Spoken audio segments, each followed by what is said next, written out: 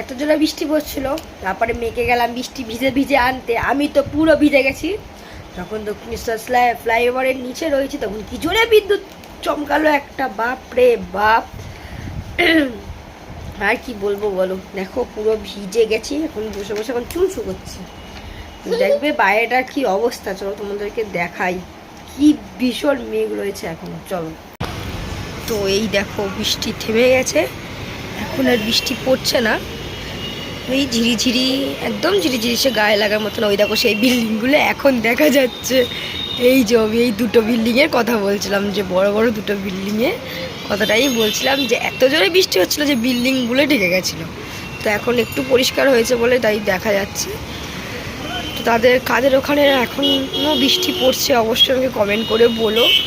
আর এই দেখো রাস্তাঘাটের অবস্থা, কি অবস্থা হয়েছে। আর কিছুক্ষণ আগে তো এখানে পুরো থই থই করছিল জলে, এখনো জল আছে একটু আধটু। যখন আমি বাড়ি আসছি কি জল, বাপরে বাপ, আর কি বৃষ্টি, তার মধ্যে উঠেছিল ঝড়, ওরে বাপরে বাপ। তবু এখনো কি ভীষণ মেঘ করে আছে। তো সবাই দুপুরে কি খাওয়া দাওয়া করেছো? তো সবাই খাওয়া দাওয়া করে নাও, চলো আমিও খাওয়া দাওয়া করে নিই।